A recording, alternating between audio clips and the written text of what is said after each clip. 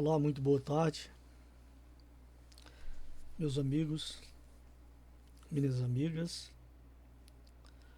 Hoje convido vocês a refletir comigo sobre a evolução da ideia de Deus, não de uma forma doutrinária, mas de uma forma poética, de uma forma espiritual e interior. A ideia de Deus sempre existiu na natureza íntima de todo ser humano. O primeiro momento em que o ser humano habitou o planeta Terra,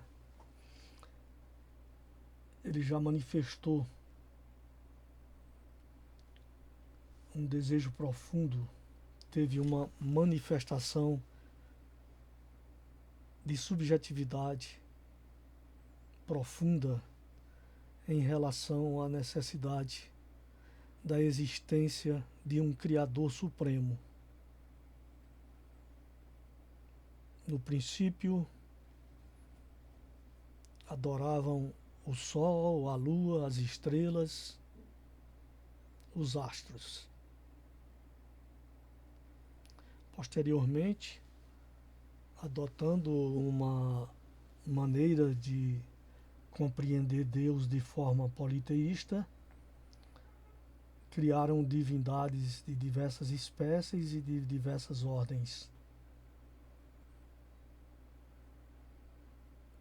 Como sinal de progresso,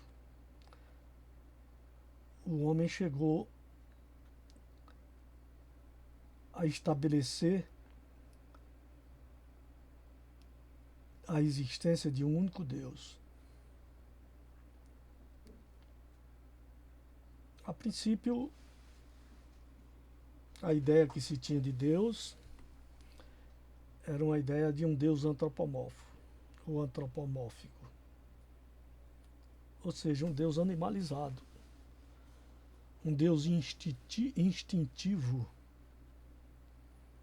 um Deus que, por seu poder, força e grandeza, não se afastava dos caracteres da personalidade humana.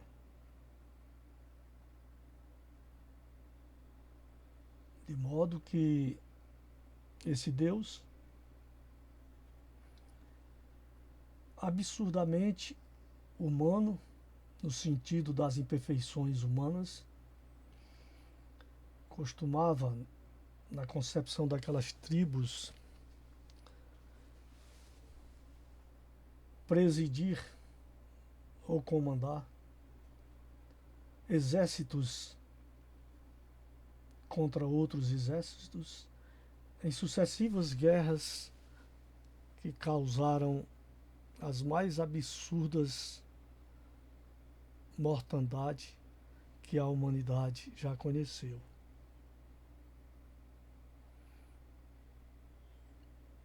De modo que, olhando para trás, é possível seguramente dizer que a ideia de Deus vem evoluindo de forma gradativa e alcançando uma compreensão mais abrangente e conscienciosa, menos dogmática, menos absoluta.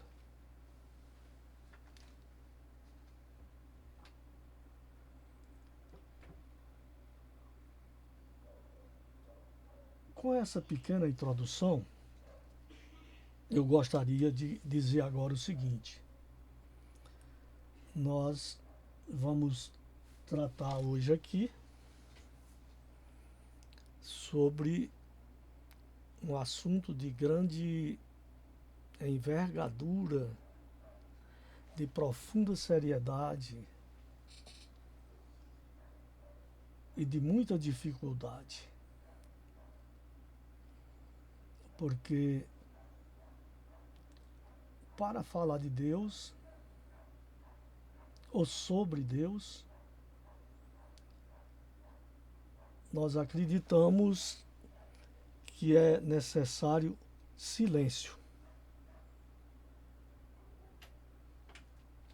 As expressões que podem se desdobrar a partir do silêncio, na intimidade mais profunda da alma.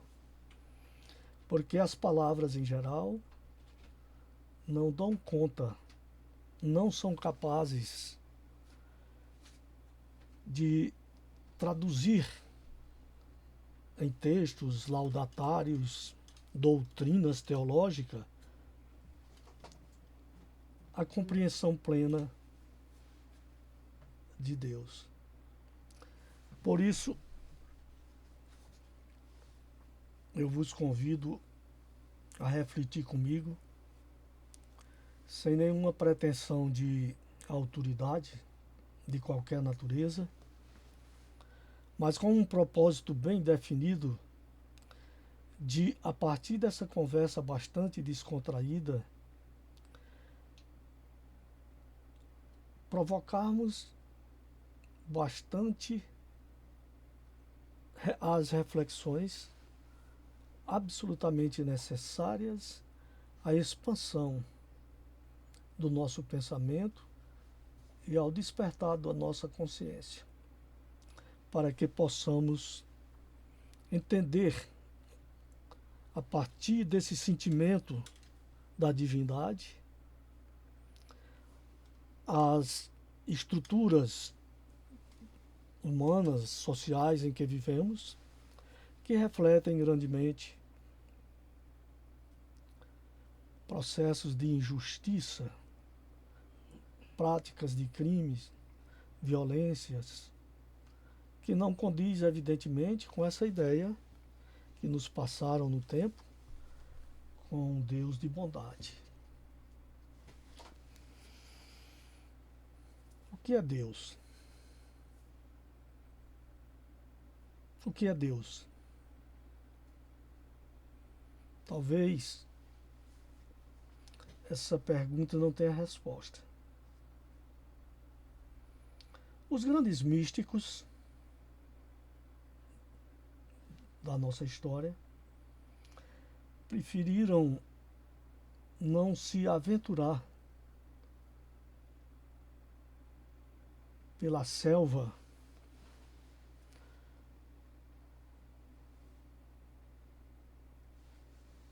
das palavras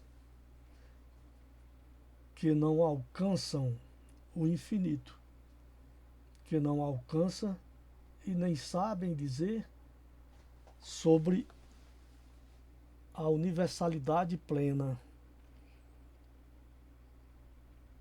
o mecanismo profundo em que age as leis naturais ou divinas que presidem a ordem da vida na natureza e em todas as instâncias da vida, do ponto de vista da menor partícula ao maior astro, dos sentimentos mínimos às emoções mais fortes, das questões psicológicas, filosóficas, teológicas, as questões mais sublimes. E por falar em místico, nós temos nos deparado aqui e acolá com a palavra mística. Palavra mística que é comum ao mundo de todas as religiões, dos grandes troncos das religiões orientais, das religiões ocidentais e das demais ramificações. Mas o que é a mística? Serei breve. Podemos compreender a mística como uma experiência, como uma vivência muito profunda, uma vivência silenciosa, de união com o mistério da existência. Não se trata necessariamente de religião. É uma questão de interioridade, de interiorização. Estabelecendo conexões com a essência divina. E quando sentimos algo maior que nos habita, algo sem nome, sem forma, mas como presença viva, sentida na nossa interioridade, mas nunca como imagem,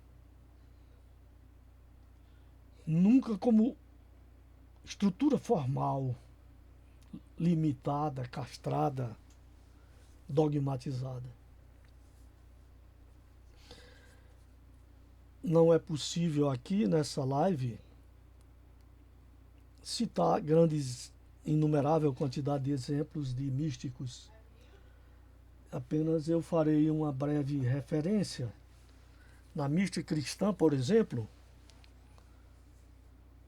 como em São João da Cruz,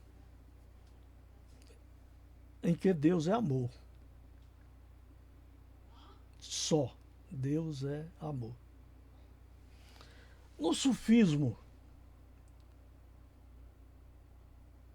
como em Rumi, Deus dança no coração da vida, da existência, dos seres, do infinito. No Zen budismo, Deus é silêncio, mas em todos há algo em comum. Deus não é compreendido. Deus não é compreendido. Deus é vivido, sentido, sondado, auscultado dentro de nós e na transcendência do mundo.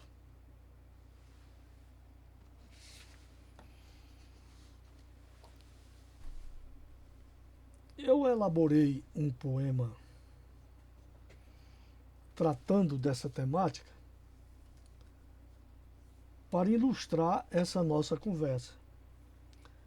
Esse poema, ele diz respeito à questão da mística e à questão da compreensão da divindade dentro das minhas próprias e grandes limitações, naquilo que me é possível entender, compreender e alcançar, que ainda é bastante restrito e muito limitado. Esse poema tem uma pertinência com a temática da nossa live de hoje. E ele tem o título Ao Limiar do Mistério. Eu canto a luz que habita o não sabido, que em sombra clara a alma faz arder. Não tem contorno, forma ou nome erguido, mas vibra em tudo o que se faz viver. Escuto em mim o sopro estremecido que vem do centro e volta a me tecer. Mistério antigo, pleno, diluído, silêncio denso a me reconhecer. Não peço prova, forma ou garantia.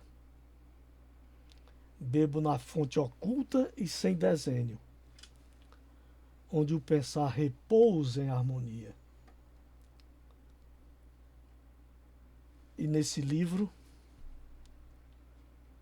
E se este livro for luz em teu caminho, segue com a alma aberta a poesia.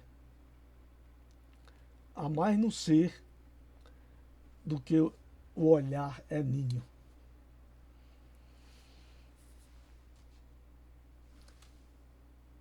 Tentando explicar de uma forma mais objetiva o conteúdo desse poema, nós poderíamos fixar um título para o conteúdo desse poema, que poderia ser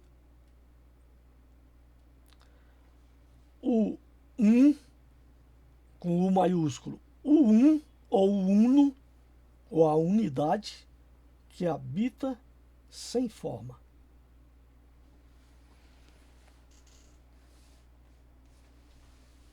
Há uma luz que não se vê, mas se sente. Ela não precisa de nome, nem de altar. Vibra no pulsar da vida, oculta no ritmo do tempo, nos espaços entre uma palavra e outra. Essa presença sem rosto arde na alma como uma brasa silenciosa, não para consumir, mas para revelar o que já estava ali despercebido. Neste poema,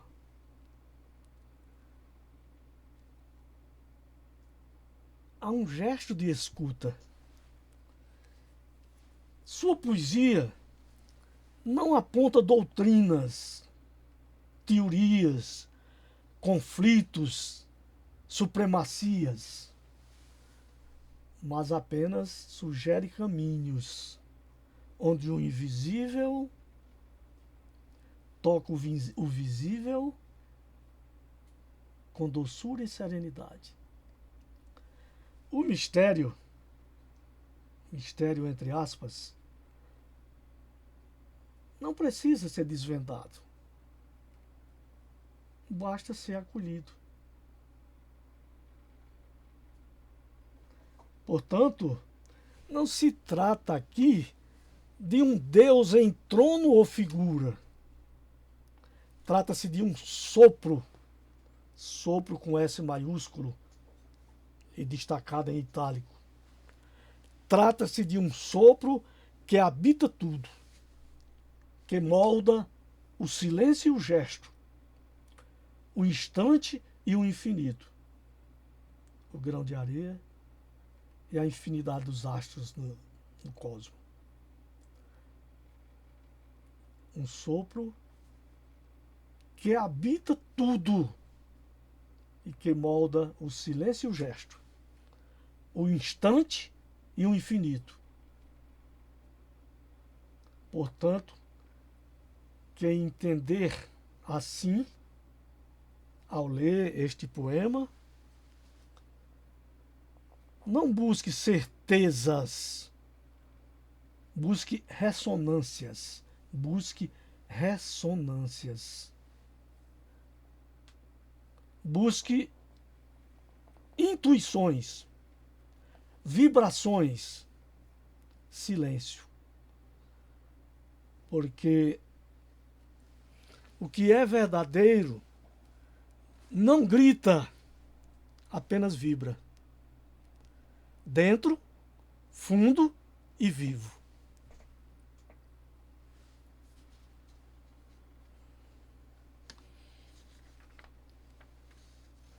Muitas são as teorias, as teologias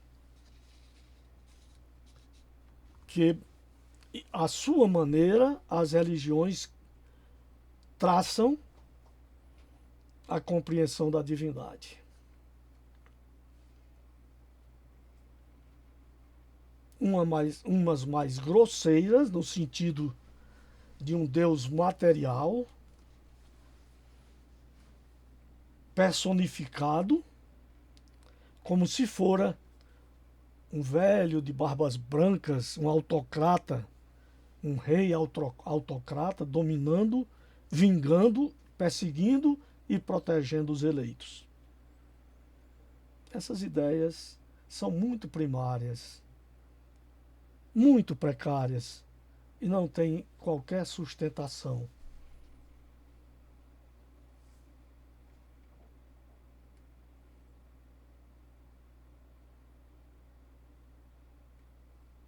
Deus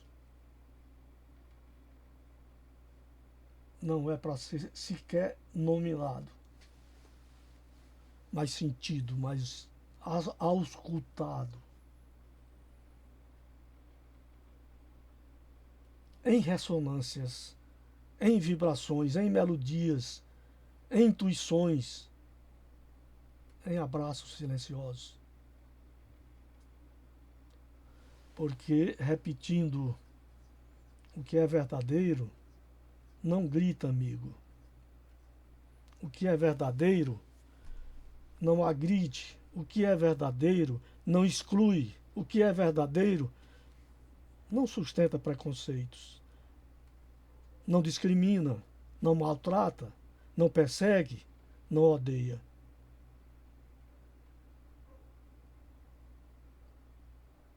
Porque o que é verdadeiro apenas vibra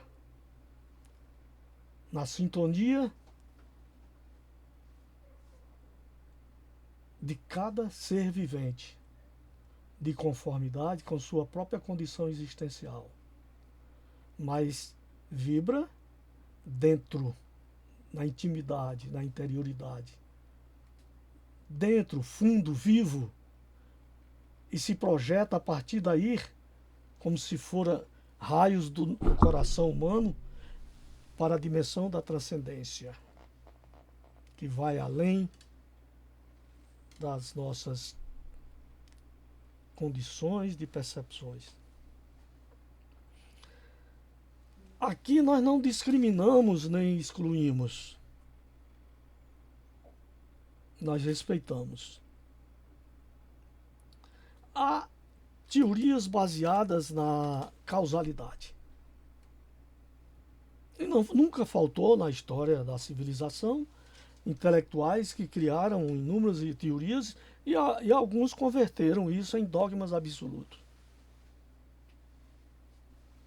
Não é o nosso caso. Podemos nos filiar às diversas concepções e correntes sem violentar a nossa própria estrutura e a nossa convicção. De modo que há uma compreensão de que Deus é algo supremo, como se for uma consciência cósmica, uma inteligência suprema, não causada, que causa, mas não tem causa. Porque se tivesse causas, essas causas iriam regressivamente a um infinito de causas, que não terminaria jamais. E se atribui, de acordo com as diversas doutrinas, características, perfis psicológicos para Deus. Então, visualizando a própria natureza, o cosmos, o homem vê que a obra é perfeita. Então ele vai dizer, Deus é perfeição. O homem olha para a natureza e vê o vegetal alimentando o animal animal alimentando outra espécie de animal. E vai vendo a teia de tudo interligado em uma unidade absoluta. É um exemplo vivo de que Deus é uno. É a unidade onde se manifesta a multiplicidade, que nada está fora da ideia de Deus. E nós não sabemos esse limite, porque entendemos também, a partir dos conhecimentos que adquirimos no campo científico, no campo da ciência em geral, da filosofia, das psicologias, das teologias, nós não alcançamos algo para ter um orgulho absoluto e impormos nossas ideias pessoais como verdades absolutas. Isso é um grande contrassenso quando ocorre. Porque tudo está em Deus, tudo pertence a Deus. E como se processa essa justiça divina, é um processo de compreensão gradativo. E o homem ainda está muito distante de alcançar uma maior expansão dessa consciência. Mas, nas minhas limitações, eu creio ter aqui feito um esforço para que vocês, compartilhando com as ideias, concordando ou discordando, muito mais discordando, cheguem às suas próprias conclusões, às suas próprias convicções, compreensões e tudo mais. E mais que fica muito evidente que a minha compreensão pessoal até hoje, que poderá sofrer avanços, até hoje está contida no bojo dessa fala, no bojo desses textos poéticos, desse poema e dessa expansão. Desse modo, eu quero agradecê-los, mas não vou terminar ainda porque vou responder a 3 perguntas que foram formuladas por nossos amigos ouvintes. Eu quero convidá-los para se inscrever no nosso canal do YouTube. Lá você vai procurar O Pensamento Vivo de Adilson Santana. O Pensamento Vivo de Adilson Santana. Lá você vai encontrar muita coisa do que produzimos através de lives. E você pode escolher naturalmente ouvir algum ou nenhum. Lá também nós temos alguns rios de poemas que produzimos. O convite fica feito e nós nos sentimos muito honrados e muito agradecidos àqueles que quiserem continuar interagindo conosco nesse processo de reflexão filosófica, psicológica, literária, teológica e até de religiosidade, não necessariamente de religião. A primeira pergunta diz o seguinte: Adilson, quando o senhor fala de uma luz que não tem nome nem forma, está se referindo a Deus de forma não religiosa? Acredito que estou me referindo a Deus de forma religiosa, mas não no sentido de um apego ou uma filiação exclusiva a uma religião, seja ela qual for, mas no sentido mais de religiosidade do que de religião. Então, é até um ato de extrema humildade reconhecer os nossos próprios limites e dizer que nós não temos ainda como prender em um conceito, seja ele qual for, a ideia de Deus. Um conceito é um cercado, é uma prisão.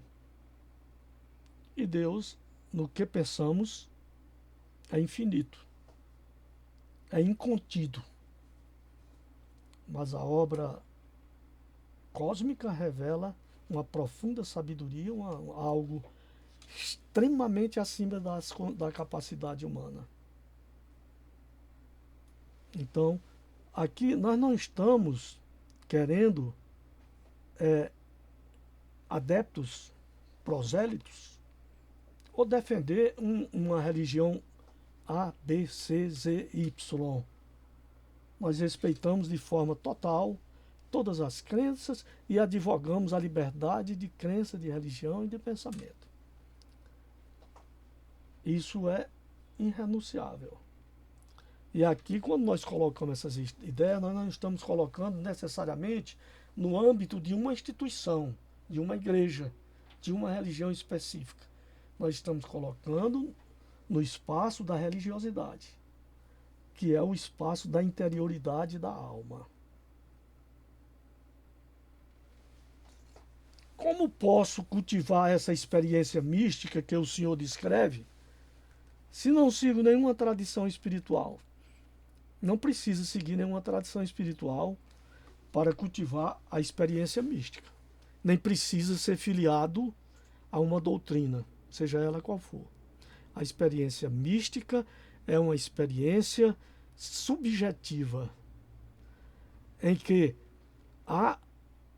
alcança-se uma determinada sintonia com a dimensão do sagrado, que está adormecido muitas vezes, quando não adormecido, silenciado, dentro de cada ser vivente e na obra cósmica.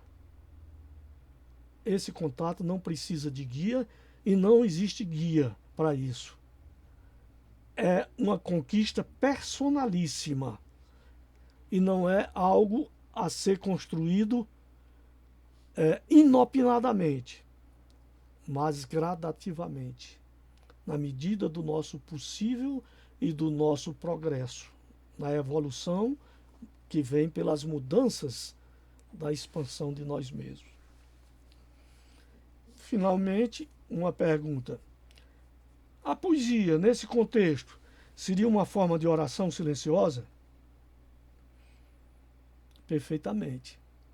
A poesia nesse contexto, no contexto da mística, né, no contexto da religiosidade, a poesia no contexto dos processos de desdobramento da consciência, da ativação das inspirações, ela já nos impulsiona naturalmente, né, para esse mundo silencioso e nos permite, a partir daí, os vislumbres que vão surgindo da dimensão do sagrado, que poderíamos simbolizar em forma de luz ou de raios, mas que é muito mais do que isso.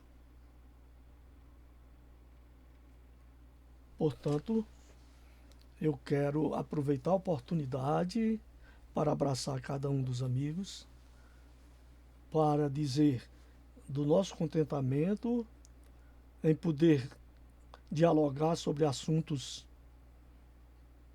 tão importantes para toda a humanidade, tão vitais, tão essenciais para a harmonização da alma e do espírito, enquanto que no momento nós vivenciamos no planeta Terra situações extremamente dolorosas, radicais e extremistas, guerras se proliferando no planeta, extermínio de crianças, escolas, hospitais, cegamente, brutalmente, contrariando toda essa ideia de bondade, caridade, amor, que representa atributos da divindade. Então, oremos em forma de poesia, ou não em forma de poesia, mas oremos. Meu abraço e até a próxima oportunidade.